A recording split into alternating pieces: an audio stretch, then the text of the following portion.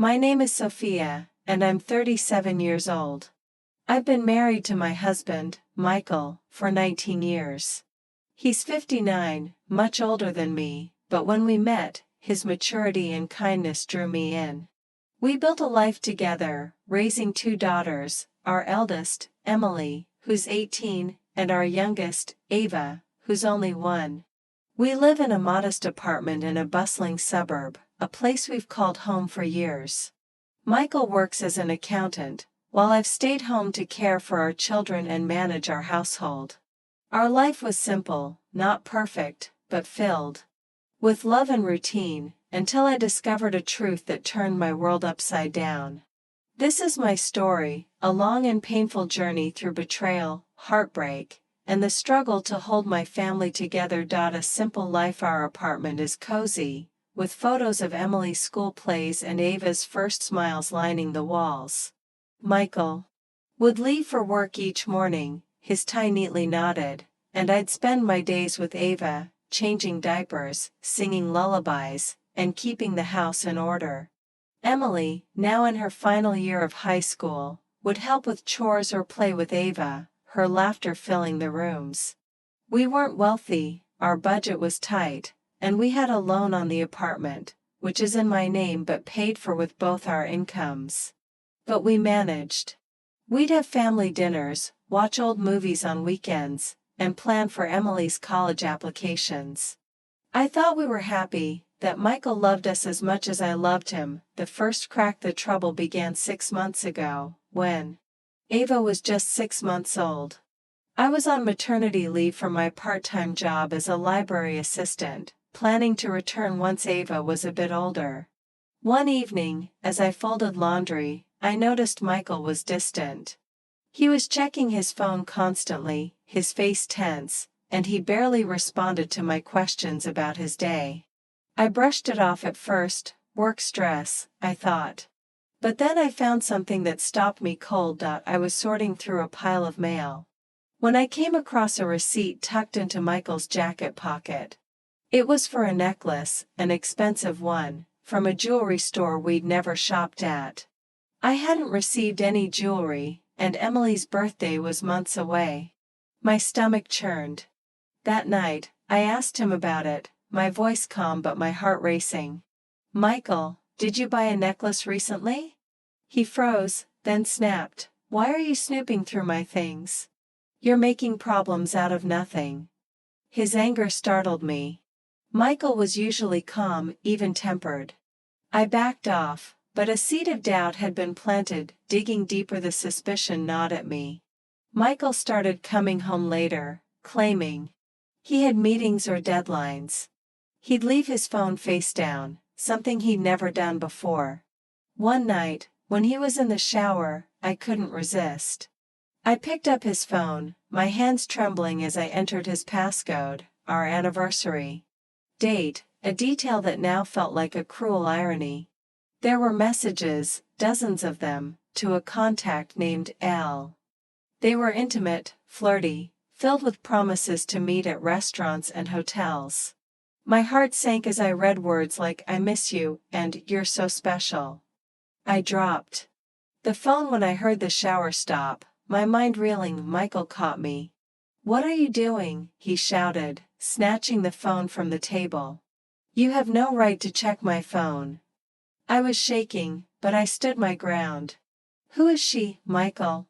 Are you cheating on me?" His face reddened, and he yelled, "You're paranoid. Stop making things up."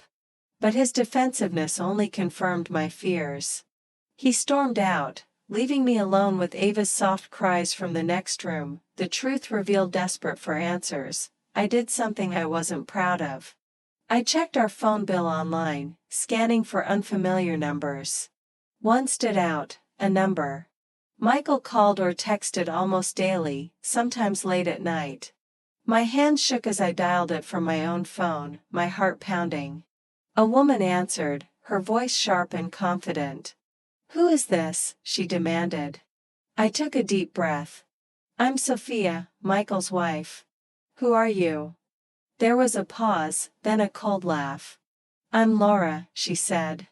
And yes, I'm with Michael. But it's not your business. My husband doesn't know, and neither should you. I was stunned. Laura was 36, close to my age, married with a daughter of her own. She spoke as if Michael's betrayal was a minor inconvenience, as if my family's pain meant nothing. How could you do this? I asked, my voice breaking. You're married too. She hung up, leaving me with a dial tone and a shattered heart. I confronted Michael again that night. I know about Laura, I said, holding Ava in my arms. For comfort. I called her. She told me everything. His face hardened, but he didn't deny it. I'll end it when I'm ready, he said coldly. You don't get to tell me what to do. I cried, my voice raw. You've done this before, Michael. When Emily was born, you cheated. And now, with Ava? Why? He looked away, his silence louder than any apology could have been. A pattern of betrayal. This wasn't the first time Michael had strayed. When Emily was a newborn, I'd found messages from another woman. He'd promised it was a mistake, swore he'd change, and I believed him. I was young, in love, and desperate to keep our family together. But now, with Ava in my arms and Emily watching from the doorway, I realized he hadn't changed. He'd just gotten better at hiding it. Our financial situation made things worse. The apartment loan was a constant burden, and my maternity leave payments were about to end. We relied on Michael's income to cover most of our expenses, groceries, diapers, Emily's school supplies. He knew this, and it gave him a sense of power. I can do what I want, he'd say when I begged him to stop seeing Laura. I pay for this family. I can have a girlfriend if I want one. His words cut deep, making me feel small, helpless. He didn't care about my feelings or the pain he was causing our daughters. Emily tried to help. She's always been strong-willed, with her father's sharp mind and my empathy. One night, she sat him down. Dad, this is wrong, she said, her voice steady despite the tears in her eyes. You're hurting Mom, hurting us. Please stop. But Michael lashed out, calling her ungrateful, using words so harsh I had to pull her away. Don't talk to your father like that, I whispered, though I agreed with every word she said. Emily retreated to her room, her face pale, and I knew this was breaking her too. A family falling apart. Michael's behavior grew worse. He started staying out all night, claiming he was working late. I'd stay up, rocking Ava to sleep, checking my phone for messages that never came. When he'd come home in the morning, disheveled and irritable, he'd snap, "Stop asking questions, Sophia. I'm tired of this." I was worried, scared, and exhausted, but he didn't care. One day, he announced he was going on a trip. Can we come? I asked, hoping for a chance to reconnect. No, he said flatly. I'm going alone. I knew he was going with Laura. Our finances took a hit too. I noticed we had less money each month, despite Michael's steady job. I checked our bank account, something I rarely did, since he handled the bills, and saw charges for expensive gifts, dinners at upscale restaurants, and hotel stays. None of it was for us. He was spending our family's money on Laura, leaving us short for essentials. I confronted him again. Michael, where's the money going? We need it for the girls, for the apartment. He brushed me off. Don't worry about it. I'll handle it. But he wasn't handling it. He was prioritizing his girlfriend over his family. The stress began to take a toll on my health. I couldn't sleep, my mind racing with images of Michael and Laura, of our family falling apart. I stopped eating, my appetite gone. I felt tired all the time, my body heavy with exhaustion. I went to the doctor, who ran tests and frowned at the results. Your blood pressure is high, he said. You're under too much stress. You need to rest. I almost laughed. Rest? How could I rest when my husband was cheating, my family was struggling, and I had a baby to care for?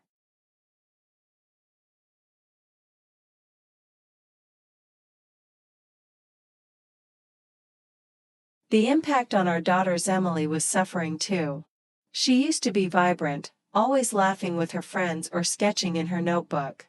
Now, she was quiet, withdrawn. She stopped inviting friends over, saying she was ashamed of her father. "Why is he doing this, Mom?" she'd ask, her voice small. "Doesn't he love us?" I didn't know how to answer. I'd hug her, whispering, "We'll be okay," even though I wasn't sure I believed it. Ava, at 1 year old, was too young to understand. She'd giggle and reach for me, oblivious to the chaos around her. But I worried about her future. I wanted her to grow up in a home filled with love, not lies. I wanted her to have a father who chose her, not another woman's daughter. Every time I looked at her tiny face, I felt a mix of love and fear. What kind of life could I give her? If Michael kept pulling away? Seeking support, I confided in my best friend, Clara, one afternoon over coffee. Ava was napping, and Emily was at school, so I let the tears fall. "He's cheating again," I said. "And he doesn't care how much it hurts us." Clara listened, her face full of empathy. "Maybe you should leave him," she said gently. "You deserve better." I shook my head. "I can't. I'm not working right now. We need his income for the apartment, for the girls. I'm stuck." Clara hugged me. "You're not stuck forever," she said. "You're strong. You'll find a way." I called my parents, hoping for advice. They live a few hours away, in a small town where everyone knows each other's business. "Be strong, Sophia," my mother said over the phone. "Maybe Michael will change. He's done this before and come back to you." My father added, "Give it time. Men make mistakes." Their words were meant to comfort, but they left me feeling more alone. I didn't want to wait for Michael to come back. I wanted him to choose us now. A dark place I am in, a dark place now, lost in a maze of pain and uncertainty. I still love Michael, or at least the man I thought he was, the one who held my hand when Emily was born, who danced with me in our tiny kitchen. But that man feels like a memory, replaced by someone who spends our money on another woman and dismisses our pain. I want him to come back to us, to leave Laura, to remember the family we built. But I'm afraid he never will. I'm afraid he'll always choose her, leaving me to pick up the pieces of our broken home. Every day is a struggle. I wake up to Ava's cries, feed her, change her, and try to keep her happy while my heart aches. Emily leaves for school with a forced smile, and I know she's carrying her own pain. Michael comes and goes, his presence a reminder of what we've lost. I feel weak, like I'm failing my daughters, failing myself. But I keep going, because I have to. For Emily, for Ava, for the hope that one day, things might be different. This is my story, and I share it because I know I'm not alone. If you're hurting, if you're trapped in a situation that feels impossible, I see you. You're stronger than you know, even when you feel weak. I don't know what the future holds for me, Michael, and our girls, but I'm holding on to the love I have for my daughters. They're my reason to keep fighting, to keep hoping. Dear subscribers, thank you for listening to Sophia's story. I hope it touched your heart. If you enjoyed it, please like, subscribe, and share. With love, Maya.